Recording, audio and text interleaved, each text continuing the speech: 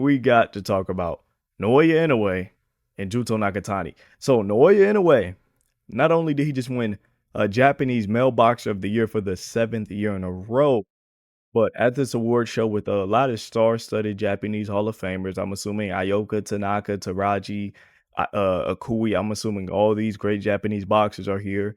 Maybe Ohashi was here as well. Naoya Inoue takes the stage, he grabs the mic, and he makes it very clear, and he goes directly at Junto Nakatani. There's nothing subliminal here. It's not saying I want to beat one of you guys. He said, Junto Nakatani, you, 2026, the Tokyo Dome, I want to fight. Now, Junto also grabs the mic and he says, let's do it. I will admit, as much as I like Junto, he does not seem enthusiastic for this fight. Now, is Junto going to get up for this fight and try his best? Absolutely. He's not one of these guys who's going to back down from competition, right?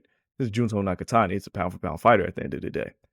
But I do believe this is a fight he would more than likely want to avoid if given the chance.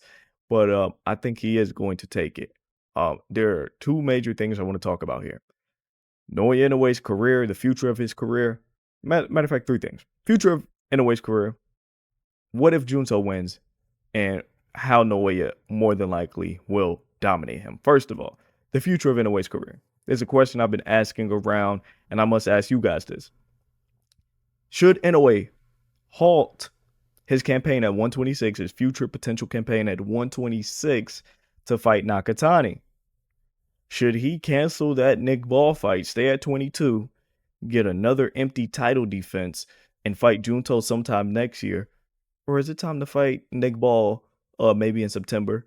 Is it time to make a campaign at 126? Which one does more for your legacy? Now, he could possibly do both, right? He could fight at 26 and wait for Junto to eventually move up. Maybe Junto jumps up 2 weight classes or quickly jumps through 22 to meet him at 26. Or maybe he halts his 26 campaign. He fights Junto and then he jumps up next year.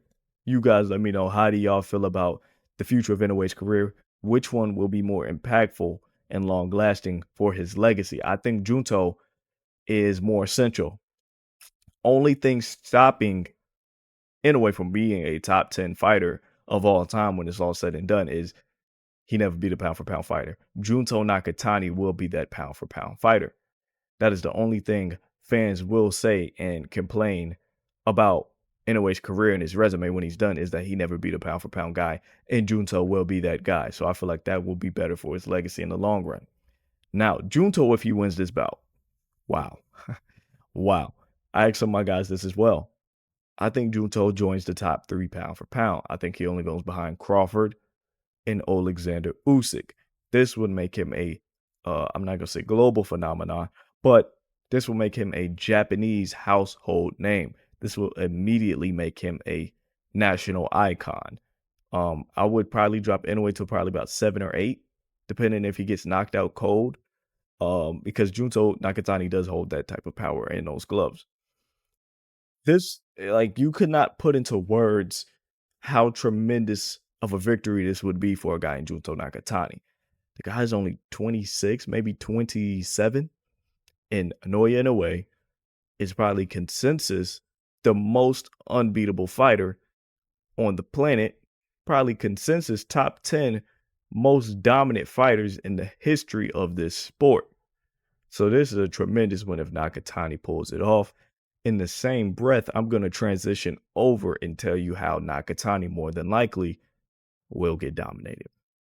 Now, when you compare the boxer and you compare the athlete, Naoya Inoue is so superior, it's laughable. Naoya Inoue has been more superior than everybody he's faced in his career. So this is nothing new. He has the better jab. He's better from the mid-range. I'll give Nakatani the outside long range. He's better on the inside. He's better in the pocket. He's better defensively. He's better moving backwards. He has more power. He has more speed. He has more reflexes. He's a better counterpuncher. Like, I could go on and on. Naoya is the superior boxer. Inoue is the superior athlete. I'm sorry. Right? Now, what bothers me and why he's not going to utterly get dominated is because he's a rangy southpaw who can punch, right? In a way, not great against southpaws. I'm not gonna say not great, but he takes a slight decline against southpaws. Luis Neri, TJ Doheny, um, even Kim gave him more issues than I would have liked, right? He takes a slight decline against southpaws, even though Nito Donaire was a southpaw. Marlon Tapala is southpaw, but he ran through him, right?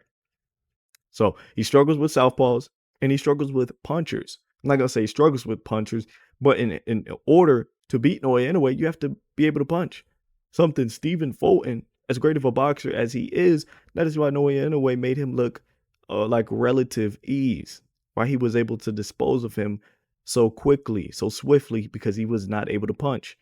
Junto Nakatani not only is a southpaw, but a puncher. He's long, he's rangy, and he knows how to use that. He knows how to transition from the outside to the mid-range and throw the right punch. He has amazing punch selection, amazing combination punching, and he holds a lot of power.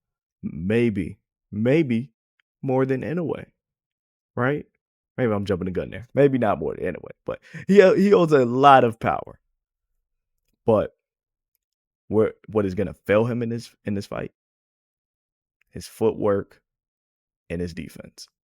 It's not up to par. It's not up to par. Inoue is gonna dance circles around Nakatani. Nakatani will not be able to move his head off center line by the time Inoue throws that lightning right hand and that thing strikes down on his jaw. Nakatani would not be able to move his feet quick enough before Inoue takes an angle, lands the right hand to the body, or steps inside and lands an up jab. The footwork and defense, the discrepancy is too significant. This is what has made Inoue such a great boxer. The evolution, how polished he's become. He's not a raw athlete anymore, right? He's not at 108. He's not at 115. He's a complete boxer, and he's going to take complete control of this fight. He's going to take advantage of every weakness Junto Nakatani presents in this bout.